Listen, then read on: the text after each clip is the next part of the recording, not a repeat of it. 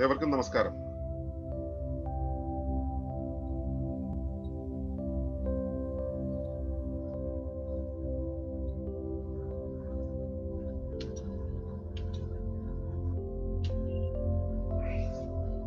Positive പാരഹുഡിലെ രണ്ടാമത്തെ session. നമ്മുടെ എണ്ണപ്രകാരം ആദ്യത്തെ സെഷൻ 0 ആയിരിക്കും, രണ്ടാമത്തെ സെഷൻ 1 എന്നാണ് തുടങ്ങിയത്. ഓക്കെ, അതില് ഡോമിനൻസ് ആൻഡ് ഫ്രീഡം, ആധിപത്യവും സ്വാതന്ത്ര്യവും.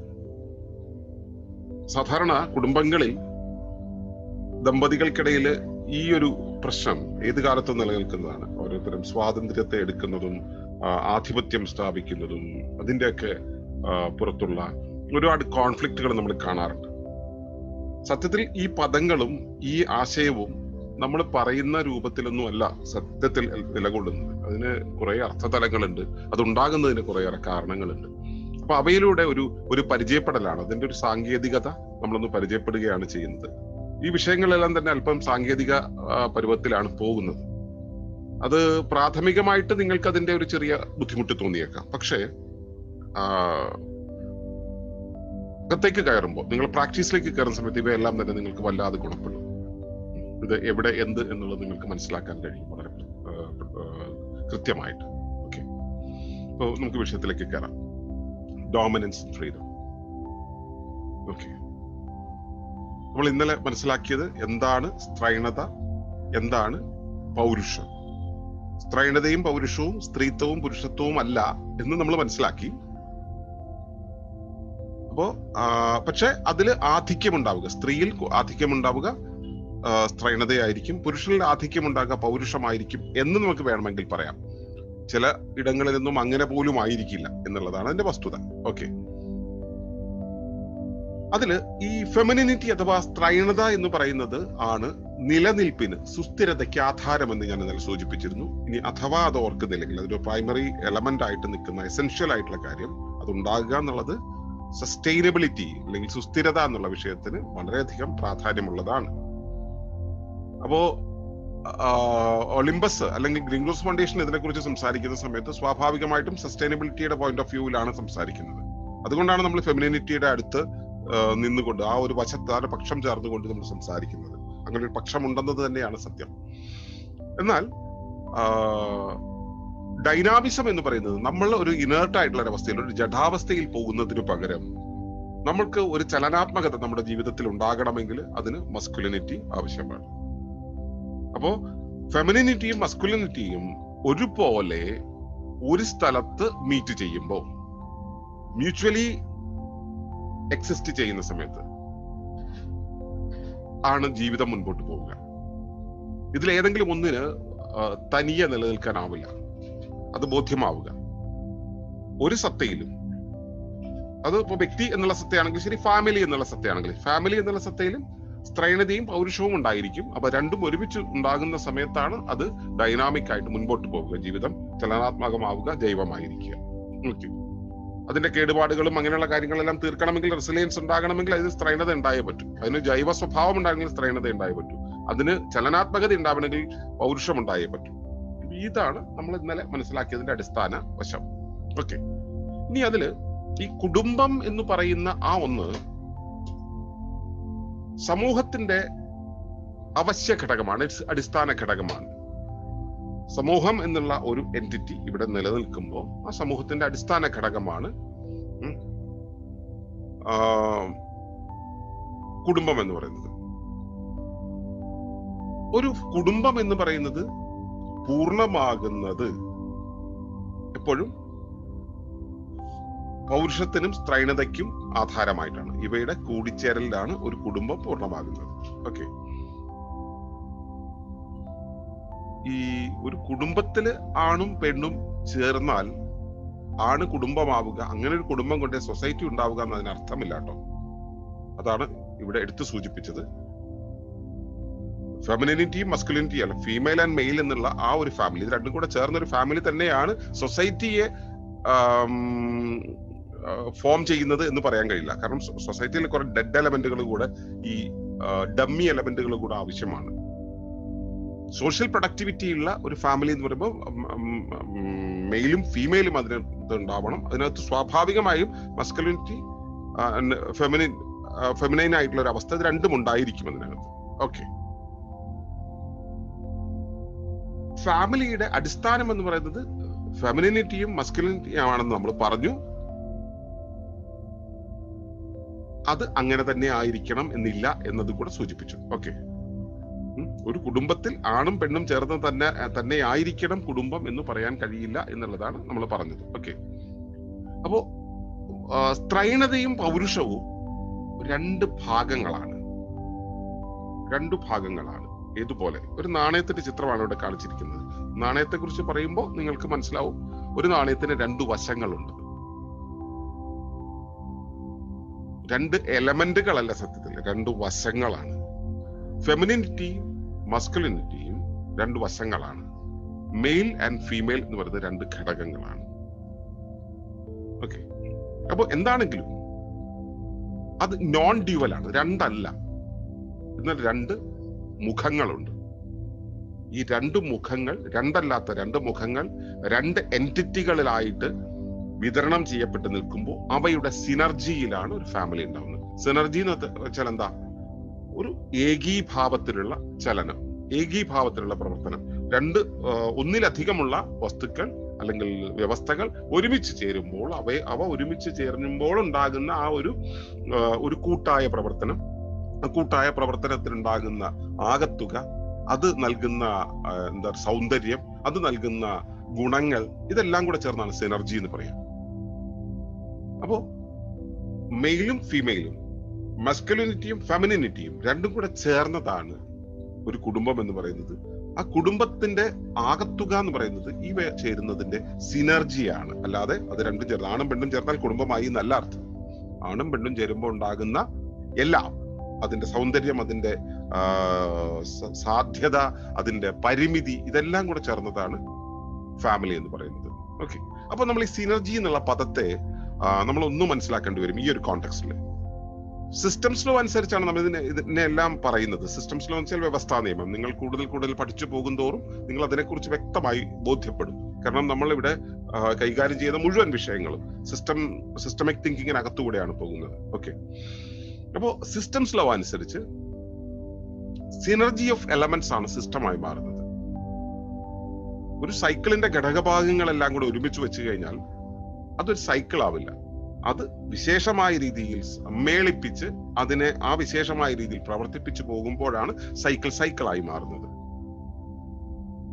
അപ്പോ ആ സിനർജി ഓഫ് എലമെന്റ്സ്, അതിന്റെ ഘടകങ്ങളെല്ലാം കൂടെ ചേരുന്നതിന്റെ ജൈവമായ ഏകതാനതയാണ് സിമെട്രി എന്ന് പറയുന്നത്. അങ്ങനെയാണ് ആ വ്യവസ്ഥ ഉണ്ടാവുന്നത്.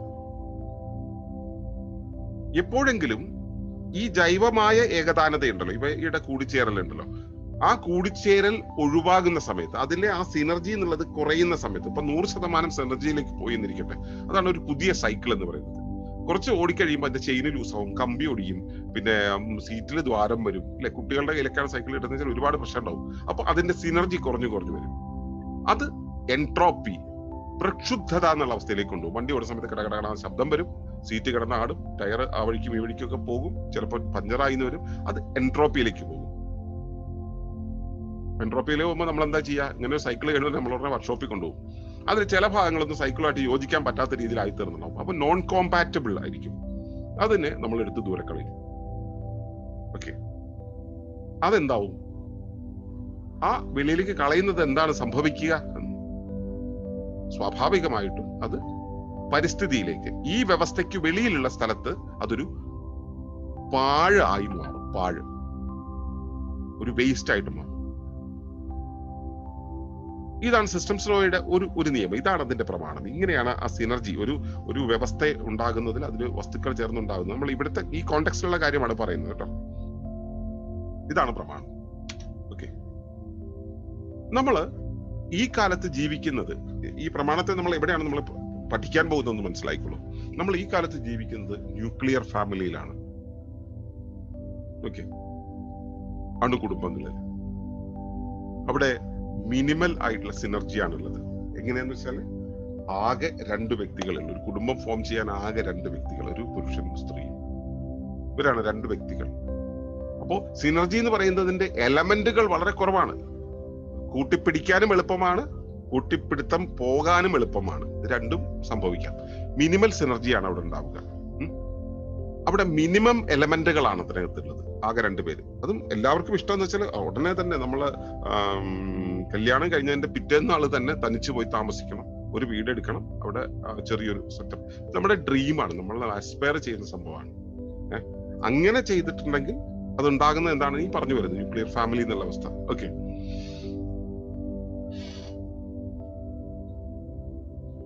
ഇതില് നമ്മൾ മുമ്പേ പറഞ്ഞു 2 ഫേസ് ഉണ്ട് എന്നുള്ളത്. മസ്കുലിൻ ആൻഡ് ഫെമിനൈൻ ഫേസസ് ഉണ്ടെന്ന് പറഞ്ഞു. 2 മുഖങ്ങളാണ്, ലിംഗത്വത്തിന്റെ 2 മുഖങ്ങളാണ് സ്ത്രീയും പുരുഷനും, അല്ലെങ്കിൽ മസ്കുലിനിറ്റി ഫെമിനിറ്റി എന്ന് നമ്മൾ നേരത്തെ പറഞ്ഞിരുന്നു. ഇതില് ഒരു ഫേസ് വേണ്ട എന്ന് വെച്ചു എന്നിരിക്കട്ടെ. സിനർജി ഉണ്ടാവുന്നപ്പോഴാണ് ഒന്നിലധികം എലമെന്റുകൾ ഒരുമിച്ച് ചേരുമ്പോഴാണ് സിനർജി ഉണ്ടാവുന്നത്. ആ സിനർജിയാണ് ഇവിടെ ഫാമിലി ആയിട്ട് വരുന്നത്.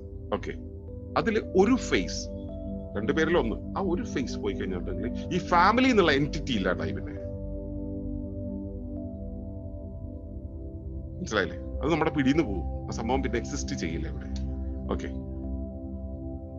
ഈ ന്യൂക്ലിയർ ഫാമിലി എന്ന് പറയുന്നത് ഈ എക്സ്റ്റിങ്ക്റ്റ് ചെയ്യാനുള്ള സാധ്യത വളരെ കൂടുതലാണ്. വളരെ പെട്ടെന്ന് സംഭവിക്കും. കാരണം ഇതിൽ ഒരു ഫേസിനെ ഇല്ലാണ്ടാക്കാൻ, ഒരു ഫേസിനെ നെഗ്ലക്ട് ചെയ്യാൻ, ഒരു ഫേസിന് വാലിഡ് അല്ല എന്ന് വെക്കാൻ ആ ഒരു സിസ്റ്റത്തിന് എളുപ്പം കഴിയും. അതുകൊണ്ടാണ് പറയുന്നത് extinction of nuclear family is faster. Usually ഇത് പെട്ടെന്ന് പോകും എന്നുള്ളത് കൊണ്ട്, പെട്ടെന്ന് മുറിഞ്ഞു പോകും എന്നുള്ളത് കൊണ്ടുണ്ടാവുന്ന ഗുണം എന്താന്ന് വെച്ച് കഴിഞ്ഞാല് വിത്തൗട്ട് സിനർജി, ഒരു സിനർജി ഇല്ലാതെ തന്നെ ഒരുമിച്ച് ജീവിക്കാൻ അത് കാരണമാകും. Usually stays in without synergy. Okay, അങ്ങനെയാണ് ന്യൂക്ലിയർ ഫാമിലികൾ സസ്റ്റെയിൻ ചെയ്യുന്നത്. കാരണം ഇത് വിട്ടുപോയിട്ടുണ്ടെങ്കിൽ ഈ സോഷ്യൽ സെക്യൂരിറ്റിയിൽ ഈ കപ്പിൾ എന്ന് പറയുന്ന ഒരവസ്ഥയും ഇൻഡിവിജ്വൽ എന്ന് പറയുന്ന അവസ്ഥയും തമ്മിൽ ഒരുപാട് വ്യത്യാസമുണ്ട്. പ്രത്യേകിച്ചും ഇന്ത്യ പോലുള്ള രാജ്യങ്ങളിൽ ഒരു ഇൻഡിവിജ്വൽ ആയിട്ട് അല്ലെങ്കിൽ ഒരു സിംഗിൾ ആയിട്ട് ജീവിക്കുക എന്ന് പറയുന്നത് ഒരുപാട്, അത് ആഫ്റ്റർ മാരേജ് ഒരു സിംഗിൾ ആവുക എന്ന് വെച്ച് കഴിഞ്ഞാൽ പിന്നെ വളരെ പ്രശ്നമാണ്. ഇവിടെ അങ്ങനെ ജീവിക്കുക വളരെ പ്രശ്നമുണ്ട്. അപ്പോ അതുകൊണ്ട് ഇവർ ഇത് ഒരുമിച്ച് കൊണ്ടുപോകാൻ ഒരു ശ്രമം നടത്തും. സിനർജി ഉണ്ടാകാത്ത ഒരു ഫാമിലി എന്ന് വെച്ചാൽ തന്നെ സിനർജി കൊണ്ടാണ് ഉണ്ടാവുന്നത്. സിനർജി ഇല്ലാത്തൊരു ഫാമിലി ആണെങ്കിലോ that family is dead. Okay, ജീവനില്ലാത്ത ഒരു ഫാമിലി, അത് ഡെഡ് ആയിരിക്കും. ഇതെങ്ങനെ ഉണ്ടാവും അറിയോ? ഡയപ്പർ കെട്ടിയിട്ടുള്ള കുട്ടികളെ കണ്ടിട്ടുണ്ടോ? ആ കുട്ടിയെ കണ്ടു കഴിഞ്ഞാൽ വെളിയിൽ നിന്ന് കാണുമ്പോൾ നല്ല ചന്തായിരിക്കും, അകത്താകെ അളിവിളിന്നായിരിക്കും. അപ്പിയിട്ട് നാശാക്കിയിട്ടായിരിക്കും കുഞ്ഞിരിക്കുക. അതിനെ എടുക്കുമ്പോഴേ നമ്മൾ വിവരം അറിയില്ല, വരാത്ത സ്മെല്ല് വരുമ്പോൾ. പക്ഷെ ആ കുഞ്ഞിനെ കാണാനൊക്കെ നല്ല ചന്തായിരിക്കും, കാരണം അത് മുഴുവൻ മൂടിയാണ് ഇരിക്കുന്നത്. ഇതുപോലെയാണ് നമ്മുടെ നാട്ടിലെ മിക്കവാറും ന്യൂക്ലിയർ ഫാമിലികളുടെ അവസ്ഥ. ആകെ അകത്തലമ്പായിരിക്കും, പുറത്ത് നല്ല ചന്തായിരിക്കും. തിരിച്ചുവനിക്ക് നല്ല ഡ്രസ്സൊക്കെ ഇട്ട്, നല്ല മധുരവാക്യങ്ങൾ പറഞ്ഞ്, നല്ല പ്രോഗ്രാമുകളൊക്കെ നടത്തി, നല്ല ഫോട്ടോകളൊക്കെ ഇങ്ങനെ ഫേസ്ബുക്കിലൊക്കെ ഇട്ട് ചന്തമാക്കിയിട്ടുണ്ടാവും. ഓക്കെ, അപ്പോ ഇതിനെ നോൺ സിനർജിക് ന്യൂക്ലിയർ ഫാമിലി എന്നാണ് പറയുക. എന്നുവെച്ചാൽ ശരിക്കും ഒരു ഫാമിലിയുടെ ജീവനില്ലാത്തൊരു സാധനം, പക്ഷെ ഷേപ്പിൽ അതെങ്ങനെ ഉണ്ടാവും. എങ്ങനെയാണെന്നറിയോ? ടേബിൾ ലാമ്പ് നമ്മൾ കടയിൽ നിന്ന് വാങ്ങിച്ചു കഴിഞ്ഞാൽ നമ്മൾ മേശപ്പുറത്ത് കൊണ്ട് വെക്കും. ടേബിൾ ഈ കണക്ഷൻ കൊടുത്താലേ ടേബിൾ ലാമ്പിന്റെ പർപ്പസ് നിർവഹിക്കുള്ളൂ. പർപ്പസ് ഓഫ് ലൈഫ് എന്നുള്ള സംഭവം ഉണ്ടല്ലോ, അത് നിർവഹിക്കാത്തൊരു സാധനമായിട്ട് ഈ ഫാമിലി നിൽക്കും. ടേബിൾ ലാമ്പിന്റെ കാര്യം പറഞ്ഞല്ലോ, ടേബിൾ ലാമ്പ് കുത്തിയാൽ മാത്രമേ ടേബിൾ ലാമ്പ് ആവുള്ളൂ. കുത്തി പവർ ഓൺ ചെയ്താലേ ടേബിൾ ലാമ്പ് ആവുള്ളൂ.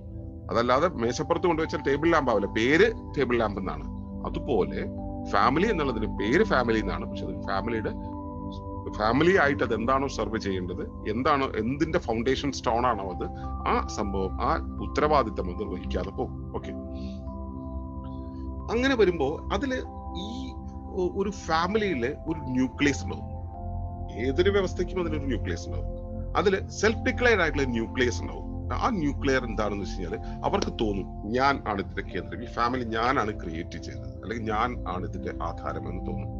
അവരെ സംബന്ധിച്ചിടത്തോളം നമ്മൾ നേരത്തെ പറഞ്ഞതുപോലെ ഈ ഡയപ്പർ ഇട്ട കുട്ടികളുടെ കാര്യത്തിൽ പറയുന്ന പോലെ മറ്റേ ആളിനെ കെട്ടിച്ചമന്നുകൊണ്ട് പോകുമായിരിക്കും. മറ്റേ ആളെ വേസ്റ്റാ, എൻവയോൺമെന്റിലേക്ക് കളഞ്ഞില്ല എന്ന് മാത്രം. ഓക്കെ, നമ്മളെ വേസ്റ്റിനെ എങ്ങനെയാണ് എൻവയോൺമെന്റ് നമ്മുടെ സിസ്റ്റത്തിൽ നിന്നും വെളിയിലേക്ക് കളയുന്ന, എക്സ്പെല് ചെയ്യുന്നതിനെയാണ് നമ്മൾ വേസ്റ്റ് എന്ന് പറയുക. ഇത് വേസ്റ്റിനെ കൂടെ ചുമന്നുകൊണ്ട് നടക്കുന്നു എന്നുള്ളൊരു അവസ്ഥയിൽ ഇത് കൊണ്ട് നടക്കും. ഇത് മിക്കവാറും രസകരമായിട്ടുള്ള കാര്യം എന്ന് വെച്ചാൽ രണ്ടുപേരും സെൽഫ് ഡിക്ലെയർ ആയിട്ടുള്ള ന്യൂക്ലിയർ ആയിരിക്കും. ഞാനാണ് ഈ ഫാമിലിയുടെ കേന്ദ്രമെന്നും മറ്റേ ആളാണ് ഇതിനകത്തേക്ക് കയറി വന്നതെന്നും എന്നുള്ള തോന്നലായിരിക്കും. അവിടെ ഈ ഒരു പ്രശ്നം, മറ്റേ ആള് വേസ്റ്റ് ആയിട്ട് ആ വേസ്റ്റിനെയും ചുമന്നുകൊണ്ട് നടക്കുകയും ചെയ്യും. എന്നിട്ട് അതിന് ഒരു നിവൃത്തിയിലുണ്ടാവുന്ന സമയത്താണ് പിന്നെ പോയി നമ്മൾ അടുത്ത ഒരു കാര്യത്തിലേക്ക് കയറുന്നത്. ഇതുപോലെ ഇരിക്കും അവര് വക്കീലിന്റെ അടുത്ത് അല്ലെങ്കിൽ ജഡ്ജിന്റെ അടുത്ത് ഇതുപോലെ അങ്ങ് ഇരിക്കും. അതാണ് എക്സ്പെല്ലിംഗ് ഫാമിലി എന്ന് പറയുന്നത്. എങ്ങനെയാണ് ഒരു എലമെന്റ് വേസ്റ്റായി മാറുന്നത്? സിനർജി നഷ്ടപ്പെടുമ്പോഴാണ്. സിനർജി നഷ്ടപ്പെടുമ്പോഴാണ്, ആ ഏകതാനാവസ്ഥ നഷ്ടപ്പെടുമ്പോഴാണ്. അതിന്റെ കാരണം എന്താ?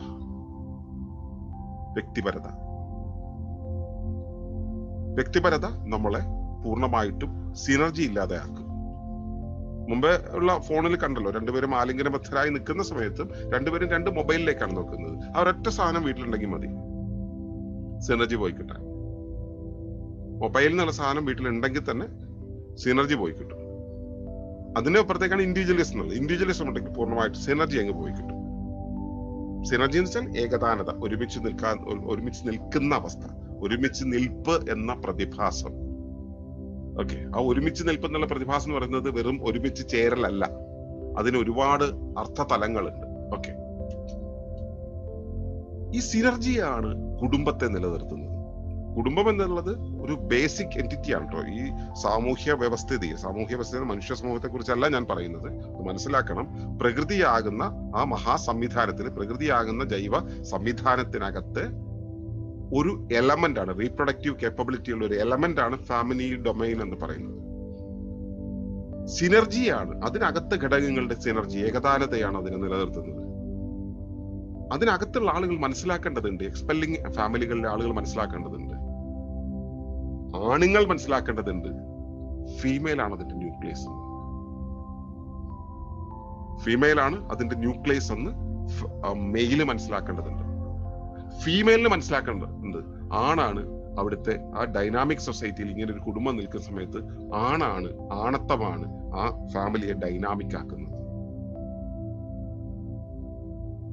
ഒരു കുടുംബത്തിന്റെ ന്യൂക്ലിയസ് എന്ന് പറയുന്നത് സ്ത്രീയാണെന്ന് പുരുഷനാണ് ഇതിനെ മുൻപോട്ട് കൊണ്ടുപോകുന്നതെന്ന് സ്ത്രീയും മനസ്സിലാക്കണം. ഇനി പുരുഷൻ സ്ത്രീ എന്ന് പറഞ്ഞ സ്ഥലത്ത് പൗരുഷം, സ്ത്രൈണത എന്നുകൂടെ ചേർത്ത് നിങ്ങൾ വായിക്കുമ്പോൾ അതിനൊരു പൂർണ്ണ രൂപം കിട്ടും. ചിലടത്ത് പൂർണ്ണമായിട്ടും സ്ത്രീ ആയിരിക്കില്ല, ചിലടത്ത് പൂർണ്ണമായിട്ടും പുരുഷനായിരിക്കില്ല. അത് ആ ഏറ്റക്കുറച്ചിലുണ്ടാവും. എങ്കിലും ഇത് രണ്ടും രണ്ടായിട്ട് തന്നെ മനസ്സിലാക്കുക. സ്ത്രീ പുരുഷൻ എന്നുള്ളതും സ്ത്രൈണത പൗരുഷം എന്നുള്ള രീതിയിലും അത് രണ്ട് തരത്തിലും ഇതിലെടുക്കുക. അങ്ങനെ രണ്ടു കൂട്ടർ പറയണം. ന്യൂക്ലിയസിനും അറിയണം, ലീഡർക്കും അറിയണം ഇത് ഇങ്ങനെയാണ് പോവുക എന്നുള്ളത്. രണ്ടിനും രണ്ട് ധർമ്മമാണുള്ളത് എന്നുള്ളത്. ആ സിനർജി എന്നുള്ള സംഭവം അവിടെ നിലനിൽക്കണമെങ്കിൽ ആദ്യം തിരിച്ചറിയണം, ഇതാണെന്ന് തിരിച്ചറിയണം. ഈ പറഞ്ഞ കാര്യങ്ങൾ ഇങ്ങനെയാണെന്ന് തിരിച്ചറിയണം. അതിനെ റെസ്പെക്ട് ചെയ്യാൻ കഴിയണം, അതിനെ അപ്രീഷിയേറ്റ് ചെയ്യാൻ കഴിയണം. ശരിക്കും പറഞ്ഞാല് മസ്കുലിനിറ്റി എന്ന് പറയുന്നതും ഫെമിനിനിറ്റി എന്ന് പറയുന്നതും ഇന്റർ റിലേറ്റഡ് ആണ്, പരസ്പര ബന്ധിതമാണ്. പരസ്പര ബന്ധിതമാണെന്ന് പറയുന്നതിനേക്കാളും കുറച്ചുകൂടെ ശക്തമായിട്ട് പറയാൻ കഴിയുന്നത്, അല്ലെങ്കിൽ നമ്മൾ ബോധ്യപ്പെടേണ്ടത്, രണ്ടും മ്യൂച്വലി കോംപ്ലിമെന്റിങ് ആണ്, പരസ്പര പൂരകങ്ങളാണ്. പരസ്പര പൂരകം എന്ന് പറയുന്നതിന്റെ കൃത്യമായ അർത്ഥമാണ് ലിംഗയോനികൾ. പരസ്പരം പൂരിപ്പിക്കാൻ പാകത്തിലാണ് അതിന്റെ നിർമ്മിതി. ഇത് പ്രകടമായ ശരീരത്തിന്റെ പ്രകടമായ രൂപമാണെങ്കിൽ മനോതലങ്ങളിലും അറിവിന്റെ തലത്തിലും ധർമ്മതലത്തിലും കർമ്മതലത്തിലും ഒക്കെ ഇതേപോലെ പരസ്പര പൂരകങ്ങളായിരിക്കും. അങ്ങനെ പൂരകമാകുന്ന ഒരവസ്ഥയിൽ മാത്രമേ ഫാമിലി എന്നുള്ള സംഭവം ഉണ്ടാകുന്നുള്ളൂ. അല്ലാതെ ഉള്ളത് ഒരു എക്സ്പെല്ലിംഗ് ഫാമിലി ആയിരിക്കാം, അതല്ലെങ്കിൽ ഒരു ഡെഡ് ഫാമിലി ആയിരിക്കാം. അപ്പൊ ഫാമിലി എന്നുള്ളത് ലൈവ് ആകണമെങ്കിൽ ഈ വക കാര്യങ്ങൾ, ന്യൂക്ലിയസ് ഉണ്ടാവണം, ലീഡർ ഉണ്ടാവണം, അപ്പൊ പരസ്പരം റെക്കഗ്നൈസ് ചെയ്യണം, റെസ്പെക്ട് ചെയ്യണം, അപ്രീഷിയേറ്റ് ചെയ്യണം. അവ ഇന്റർ റിലേറ്റഡ് ആയിരിക്കണം, മ്യൂച്വലി കോംപ്ലിമെന്റിങ് ആയിരിക്കണം. ഓക്കെ, അതിനിടയ്ക്ക് ഇൻഡിവിജ്വലിസം കയറി വന്നാൽ, ഇൻഡിവിജ്വലിസം എന്ന് പറയുന്നത് അതൊരു എൻറ്റിറ്റിയാ. ഈ മ്യൂച്വാലിറ്റി എന്നുള്ള സാധനം അയാൾക്ക് മനസ്സിലാവുക. അയാൾക്ക് ഇപ്പോ ഒരു പുരുഷൻ എന്നുള്ള ഇൻഡിവിജ്വലിനെ സംബന്ധിച്ചോളം സ്ത്രീ എന്നുള്ളത് ഉപഭോഗ വസ്തുവാണ്, അല്ലെങ്കിൽ ഒരു സെർവന്റ് ആണ്, അല്ലെങ്കിൽ സോഷ്യലി ചില കാര്യങ്ങൾ കൈകാര്യം ചെയ്യാനുള്ള കുറച്ച് സ്ത്രീധനം കിട്ടാനുള്ള ഒരു മാർഗമാണ്. പല സ്ത്രീകൾക്കും പുരുഷൻ എന്ന് പറയുന്നത് അവളുടെ സോഷ്യൽ സെക്യൂരിറ്റിക്കുള്ള ഒരു ടൂളാണ്. അവർക്ക് ലൈംഗിക തൃഷ്ണ ശമിപ്പിക്കാനുള്ള ഒരു ഒരു ഉപകരണം മാത്രമാണ്. ഈ രീതിയിൽ അവന്റെ ടൂളായിട്ട് അല്ലെങ്കിൽ അവളുടെ ടൂളായിട്ട് അതിനെ ഉപയോഗിക്കുന്ന സമയത്ത്, ഇൻഡിവിജ്വലായി നിന്നുകൊണ്ട് അവരുടെ ടൂളായിട്ട് ഉപയോഗിക്കുന്ന സമയത്ത് അത് വേസ്റ്റ് ആണ്. അത് ഇന്റർ റിലേറ്റഡ് അല്ല, കോംപ്ലിമെന്റിങ് ആണ്. അങ്ങനെ ആകുമ്പോൾ മാത്രമാണ് ഫാമിലി എക്സിസ്റ്റ് ചെയ്യുക. അതല്ലെങ്കിലോ അത് ഡിസിന്റഗ്രേറ്റ് ചെയ്യും. ഓക്കെ, സിമെട്രി എന്നൊരു വാക്ക് നിങ്ങൾ ഒരുപക്ഷെ കേട്ടിട്ടുണ്ടാവും. സിമെട്രി, സമമിതി എന്നാണ് അർത്ഥം. തുല്യത എന്ന് നിങ്ങൾ കേട്ടിട്ടുണ്ടാവും. സമത്വം എന്നുള്ളത് അത് വളരെ രസകരമായ ഒരു ഗിമ്മിക്കാണ്. എന്ന് വെച്ചാൽ കൺകെട്ട് എന്നൊക്കെ പറയില്ലേ, അതുപോലെ രസകരമായിട്ടുള്ള ഒരു കള്ളവാക്യമാണ് സമത്വം എന്ന് പറയുന്നത്. ലോകത്ത്, പ്രപഞ്ചത്തിൽ സമത്വം എന്നൊരു സംഭവമില്ല. പക്ഷെ മനുഷ്യന്റെ ഭാവനയിൽ അങ്ങനെ ഒരു സാധനം ഉണ്ടാക്കാൻ പറ്റുമെന്നുള്ള ഒരു കോൺസെപ്റ്റ് ഉണ്ട്. ആ തെറ്റി പറയുന്നതാണ്. അങ്ങനെ ഉണ്ട് എന്ന് പറയുന്നത് പോലും തെറ്റി പറയുന്നതാണ്. അങ്ങനെ സംഭവിക്കില്ല. സിമെട്രിയാണ് ഇവിടെ ഉള്ളത്. നമ്മുടെ ഈഗോ ഉണ്ടല്ലോ, നമ്മുടെ ജീവിത വ്യവസ്ഥയുടെ പരിചരണത്തിനായിട്ട്, നമ്മുടെ വ്യക്തിഗത പരിചരണത്തിനായിട്ട്, നമ്മുടെ ജീവിതത്തിന്റെ ശരീരത്തിന്റെ പരിചരണത്തിനായിട്ട് അവിടെ ഈഗോകൾ ഉണ്ടാകുന്നുണ്ട്. നമ്മുടെ ശരീരത്തിൽ ഈഗോ ഉണ്ടാകുന്നുണ്ട്. എന്റെ പ്രകടനപരമായിട്ടുള്ള ഈഗോ ഉണ്ടാകുന്നുണ്ട്. ഞാൻ ഒരാണാണെന്ന്, എനിക്ക് ഇന്നതൊക്കെ ചെയ്യാൻ പറ്റുമെന്ന് എനിക്ക് തോന്നുന്നു. ഞാൻ പെണ്ണാണ്, എനിക്ക് ഇന്നതൊക്കെയാണ് ചെയ്യാൻ പറ്റുന്നത് പെണ്ണിന് തോന്നുന്നു. ഇതൊക്കെ ധർമ്മപരമായ കാര്യങ്ങൾ നടപ്പിലാക്കാൻ വേണ്ടിയുള്ള ആക്റ്റീവ് ആകാൻ വേണ്ടിയുള്ള ഓരോ ഫാക്കൽറ്റീസ് ആണ് ഓരോ വ്യക്തിയിലും. ഇത് എല്ലാ വ്യക്തികളിലാകും. പുരുഷനിലും സ്ത്രീയിലും ഉണ്ടാകും. ആ പുരുഷനിലും സ്ത്രീയിലുമുള്ള ഈ ഒരു ആക്റ്റീവ് ഈഗോ ഉണ്ടായിട്ടുള്ളത് ആ വ്യക്തിയുടെ കാര്യങ്ങൾ നടപ്പിലാക്കാൻ വേണ്ടിയിട്ടാണ്. മനസ്സിലാക്കുക, കാര്യങ്ങൾ നടപ്പിലാക്കാൻ വേണ്ടിയിട്ടാണ് ആക്റ്റീവ് ഈഗോ എന്നുള്ളത് ഉണ്ടായിട്ടുള്ളത്. കാരണം ആ ഒരു ബോധത്തിന്റെ ഒരു കൺട്രോളിംഗ് സെന്റർ ആവശ്യമാണ് അവിടെ പല കാര്യങ്ങളും നടപ്പിലാക്കാൻ. ഇത് എന്റെ ഉത്തരവാദിത്തമാണെന്ന് അറിഞ്ഞൊരു കാര്യം ചെയ്യണമെങ്കിൽ, മറ്റേ കുഞ്ഞ് കരയുന്ന സമയത്ത് പാലൂട്ടേണ്ടത് എന്റെ ഉത്തരവാദിത്തമാണെന്ന് അമ്മയ്ക്ക് തോന്നുമ്പോൾ മാത്രമേ പാലൂട്ടൽ നടക്കുകയുള്ളൂ. അപ്പോ ആ ഒരു ആക്ടിവിറ്റി നടപ്പിലാകാൻ വേണ്ടി അവിടെ ഒരു ആക്റ്റീവ് ഈഗോ ഉണ്ടായിട്ടുണ്ട്. എന്തിനു വേണ്ടി? ഇൻഡിവിജ്വൽ മെയിൻ്റനൻസിന് വേണ്ടിയിട്ട്, ഇൻഡിവിജ്വൽ ഫംഗ്ഷന് വേണ്ടിയിട്ട്. അതല്ല, അത് ആ ഈഗോ എന്ന് പറയുന്നത് ഒരിക്കലും ഇവരെ ഡിസിന്റഗ്രേറ്റ് ചെയ്യാനുള്ള ഒരു റീസൺ ആയിട്ട് വരരുത്. Individuals are equally important. ഇവിടെ സിമെട്രിയുടെ കാര്യത്തിൽ എന്താണെന്ന് വെച്ചാൽ അവർ സമം എന്നുള്ള രീതിയിലല്ല നമ്മൾ എടുക്കേണ്ടത്. അവർ രണ്ടൊരു സമമായിട്ടല്ല എടുക്കേണ്ടത്. നമ്മൾ മനസ്സിലാക്കേണ്ടത് വെച്ചാൽ അവർ ഈക്വലി ഇമ്പോർട്ടന്റ് ആണെന്ന്. ഈക്വലി ഇമ്പോർട്ടന്റ് എന്ന് പറഞ്ഞാൽ ഈക്വൽ ആണെന്നല്ല അർത്ഥം, ഈക്വലി ഇമ്പോർട്ടന്റ് ആണെന്നാണ്. സിമെട്രി എന്ന് പറയുന്നത് ഒരുപോലെ ഗണിക്കുക എന്നുള്ളതാണ്. കൗണ്ടിങ് അലൈക്ക്, ഒരുപോലെ ഗണിക്കുക എന്നുള്ളതാണ് സിമെട്രി. ഇതിൽ ഒന്ന് മുകളിലോ ഒന്ന് താഴെയോ അല്ല. സ്ത്രീ മുകളിലോ അല്ലെങ്കിൽ പുരുഷൻ മുകളിലോ, സ്ത്രീ താഴെയോ പുരുഷൻ താഴെയോ അല്ല. പക്ഷെ അവർ തുല്യവുമല്ല. ഇതാണ് സിമെട്രി എന്ന് പറയുന്നത്.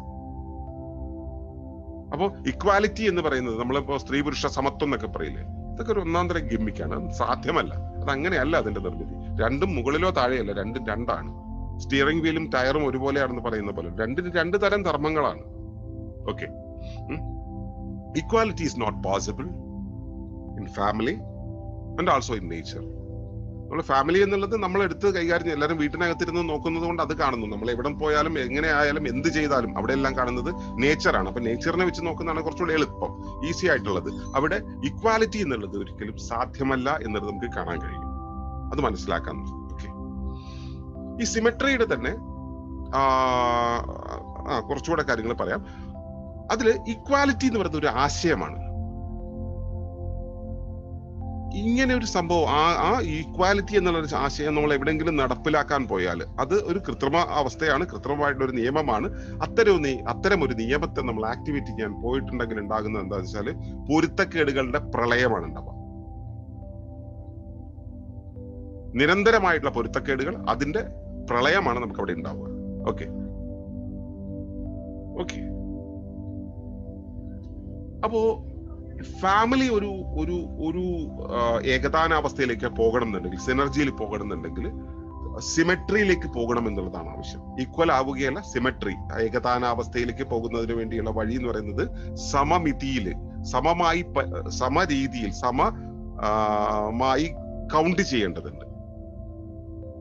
ഈക്വലി എലൈക്ക് എന്നുള്ള രീതിയിൽ ഒരുപോലെ പരിഗണിക്കേണ്ടതുണ്ട്. അങ്ങനെ വരുമ്പോൾ നമ്മൾ ശ്രദ്ധിക്കേണ്ട കാര്യങ്ങൾ എന്ന് വെച്ചാൽ ഫെമിനിനിറ്റിയും മസ്കുലിനിറ്റിയും റെസ്പോൺസിബിൾ ആണ്. അവർ ഉത്തരവാദിത്തപ്പെട്ടിരിക്കുന്നു. എന്തിനാ? പരസ്പരം പൂരിപ്പിക്കാനായിട്ട്, പരസ്പര പൂരകമായിട്ട്. ഒരാളുടെ കുറവ് മറ്റൊരാൾ നികത്താൻ, ഒരാളുടെ ആധിക്യം മറ്റൊരാള് അനുഭവിക്കാൻ. ഈ രീതിയിലുള്ള ഒരു പാരസ്പര്യം എന്നുള്ളത്. ഓക്കെ, വളരെ വ്യക്തമായിട്ട് മനസ്സിലാക്കുക. ഇതിനുള്ള ഒരു വഴി എന്ന് വെച്ചാൽ ഒരിക്കലും സ്ത്രീയുടെ ഗുണങ്ങളോ സ്ത്രീയുടെ ശരീരത്തിന്റെ ആധിക്യങ്ങളോ ഒന്നും തന്നെ പുരുഷനില്ല എന്ന് മനസ്സിലാക്കുക. പുരുഷന്റെ ആധിക്യങ്ങളോ പുരുഷന്റെ ഗുണങ്ങളോ പുരുഷന്റെ കാര്യങ്ങളോ സ്ത്രീക്കില്ല എന്ന് മനസ്സിലാക്കുക. ഇവ പരസ്പര പൂരകങ്ങളാണ്, പരസ്പരം പൂരിപ്പിച്ചാണ് നിൽക്കുന്നത്. ഏകതാനാവസ്ഥയിൽ ഇങ്ങനെ ഇഴ ചേർത്ത് നിൽക്കുകയാണ് ചെയ്യുന്നത്. ഇത് ശരീരാവയവത്തിൽ മാത്രമല്ല, ഗുണങ്ങളില്, അറിവില്, ശേഷിയില്, ലക്ഷ്യങ്ങളിൽ, ജീവിതധർമ്മത്തിൽ ഒക്കെ വ്യത്യാസമുണ്ട്. എന്നാലും നമ്മൾ പറഞ്ഞിരുന്നു പുരുഷകേന്ദ്ര സമൂഹത്തെ കുറിച്ച്. പുരുഷകേന്ദ്ര സമൂഹത്തിലാണ് ഈ സ്ത്രീയെ പോലും പുരുഷനാക്കി മാറ്റിയിട്ട് മറ്റേ പുരുഷൻ വർക്ക് ചെയ്യുന്നത് പോലെ സ്ത്രീ വർക്ക് ചെയ്യണമെന്ന് പറയുന്നത്.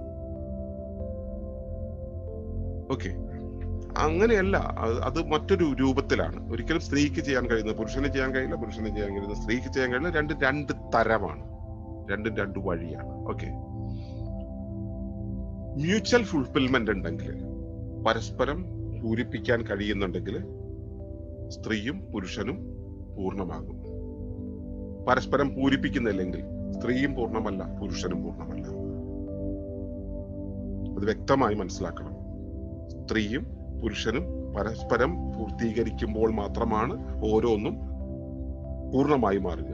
കോവാലന്റ് ബോണ്ട് ഉണ്ടല്ലോ, കാർബോണിക സംയുക്തങ്ങൾ ഒരുമിച്ച് ചേരുന്ന സമയത്ത് അവയുടെ ഘടകങ്ങൾ 4 ഇലക്ട്രോണുകൾ അങ്ങോട്ടും ഇങ്ങോട്ടും ഷെയർ ചെയ്തുകൊണ്ട് അവ ഒരു കംപ്ലീറ്റ് എൻറ്റിറ്റി ആയിട്ട് മാറുന്നത് പോലെ മെയിലും ഫീമെയിലും അവരുടെ ശേഷികളും ശരീരവും അവരുടെ തിരിച്ചറിവും ധർമ്മവും എല്ലാം ഉപയോഗിച്ചുകൊണ്ട് അവർ ഏകതാനതയിലാകാൻ, അങ്ങനെ ഏകതാനതയിലായി തീർന്നുകൊണ്ട് കംപ്ലീറ്റ് ആകാൻ വേണ്ടിയുള്ള ഒരു ശ്രമമായിരിക്കും അവർക്കുണ്ടാവുക. ഇതിനെ സിസ്റ്റമിക് തിങ്കിങ്ങിന്റെ സിസ്റ്റമിക് ഡിസ്ട്രിബ്യൂഷനിലൂടെ നമുക്കൊന്ന് കണ്ടു നോക്കാം. ഇങ്ങനെ ഒരു മ്യൂച്വൽ കംപ്ലീഷനിൽ നിൽക്കുന്ന ഒരു ഫാമിലി എന്ന് പറയുന്നത് ഒരു പൂർണ്ണ ഫാമിലി ആയിരിക്കും. അതൊരു ഒന്നൊന്നര ഫാമിലി ആയിരിക്കും, ഒരു കംപ്ലീറ്റ് ആയിട്ടുള്ള കുടുംബമായിരിക്കും. അതില് അങ്ങനെ ഒരു കുടുംബത്തില് ഇപ്പൊ ഞാനിവിടെ വരച്ചിട്ടുള്ള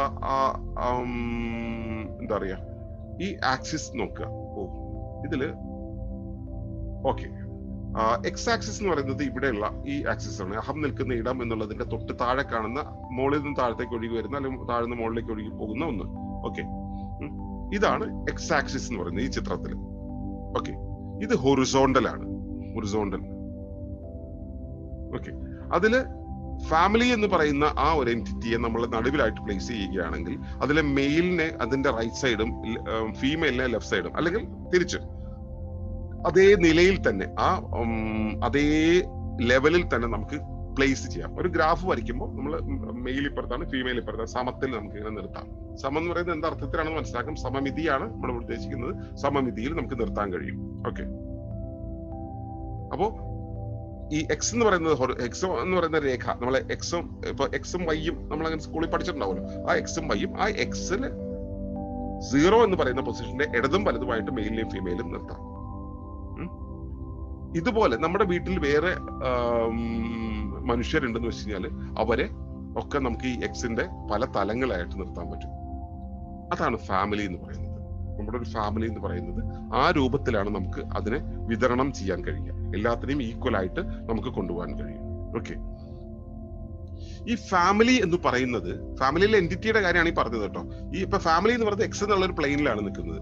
ഫാമിലി എന്ന് പറയുന്നത് ഒരു ഗോത്രത്തിന്റെ, ഒരു സമുദായത്തിന്റെ ഭാഗമായിരിക്കും, ഒരു ഗോത്രത്തിന്റെ ഭാഗമായിരിക്കും,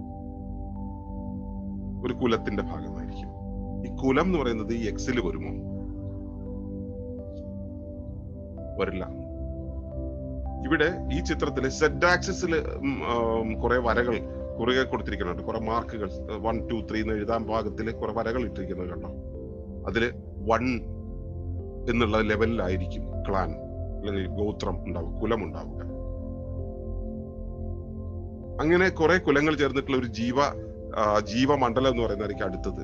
അതിനും അപ്പുറത്തായിരിക്കും ഭൂമി എന്ന് പറയുന്നത്. ഓക്കെ, അപ്പൊ ഇങ്ങനെ മുകളിലേക്കാണ് അതിങ്ങനെ പോകുന്നത്. അതിപ്പോ നേരെ തിരിച്ചു വരാം കേട്ടോ. അത് ചിത്രം വരയ്ക്കുമ്പോഴുള്ള സൗകര്യത്തിന് എനിക്ക് ഇന്ന് ഇത് പ്രിപ്പയർ ചെയ്യുന്ന സമയത്ത് കിട്ടിയ ചിത്രം ഇതായതുകൊണ്ട് ഞാൻ ഇത് എടുത്തിട്ടു എന്ന് മാത്രം. അപ്പോ മുകളില് ഒരു ലെവലിലാണ്, 0യുടെ മുകളിലാണ് ക്ലാൻ എന്നുള്ളത് വരുന്നത്. എന്നുവെച്ചാൽ നിങ്ങളുടെ കുടുംബ ഭാഗമായിട്ടുള്ള കുലം എന്ന് പറയുന്നത്. നിങ്ങളുടെ വീട്ടിലൊരു പശു ഉണ്ടെന്നിരിക്കട്ടെ, നിങ്ങളുടെ വീട്ടിലൊരു പട്ടി ഉണ്ടെന്നിരിക്കട്ടെ, അവരെ ഈ കുലത്തിലാണോ കൊണ്ട് കെട്ടുക നിങ്ങള്? ഒരിക്കലുമല്ല. നിങ്ങൾ ഈ എക്സ് ആക്സിസിൽ നിങ്ങളുടെ കുടുംബത്തിലെ അച്ഛനമ്മ, പിന്നെ മക്കള്, സഹോദരങ്ങള് എന്നൊക്കെ പറയുന്ന അവരെയൊക്കെ കൊണ്ട് വെച്ചിട്ടുണ്ടല്ലോ, അവിടെയാണോ നിങ്ങൾ പശുവിനെ കെട്ടുക? അല്ല. അതിന് താഴെയുള്ളൊരു ഭാഗത്താണ് പശുവിനെ, പട്ടിയെ, പൂച്ചയെ, തത്തയെ, അങ്ങനെയുള്ള സാധനങ്ങൾ. നിങ്ങളുടെ വീട്ടിലൊരു TV ഉണ്ട്, അങ്ങനെയുള്ള കാര്യങ്ങളെല്ലാം അതിനും താഴെയാണ് വെക്കുക. ഓക്കെ, അപ്പോ ഇങ്ങനെ ഒരു ഹൈറാർക്കി ഉണ്ട് അവിടെ. ഹൊറിസോണ്ടൽ ഹൈറാർക്കി എന്ന് പറയുന്ന ഒരു സംഭവം ഉണ്ട് അവിടെ. അപ്പോ ഫാമിലി എന്ന് പറയുന്നത് ഇത്തരം ഒരു ഹൈറാർക്കിയുടെ ഭാഗമായിട്ടാണ് നിൽക്കുന്നത് എന്ന് മനസ്സിലാക്കുക. അത് മുകളിലേക്ക് പോകുന്തോറും, ഞാൻ ഈ ചിത്രത്തിൽ കാണിക്കുന്നതല്ല, ചിത്രത്തിൽ ഈ എഴുതിയിരിക്കുന്ന കാര്യങ്ങളല്ല നോക്കേണ്ടത്, അതിൽ വരച്ചതിനനുസരിച്ച് ഞാൻ പറഞ്ഞത് മനുഷ്യൻ എന്നുള്ളൊരു തലം, മനുഷ്യന്റെ മുകളിലെ തലം എന്ന് പറയുന്നത് ക്ലാൻ അല്ലെങ്കിൽ കുലമാണ്. അതിന്റെ മനുഷ്യന്റെ താഴെയുള്ള തലം എന്ന് പറയുന്നത് പശു അല്ലെങ്കിൽ ജീവികൾ, അങ്ങനെയുള്ള നമ്മളെ വളർത്തു ജീവികളൊക്കെയാണ് നമ്മുടെ അധികാര പരിധിയിൽ വരുന്നത്. നമ്മൾ അതിന്റെ ഭാഗം അല്ല, അവയൊക്കെ നമ്മുടെ ഭാഗമാണെന്ന് പറയുന്നത്. അപ്പോ അങ്ങനെയുള്ളവയൊക്കെ നമുക്ക് താഴെ വരും, നമുക്ക് മുകളിൽ കുലം പോലെയുള്ള വരും.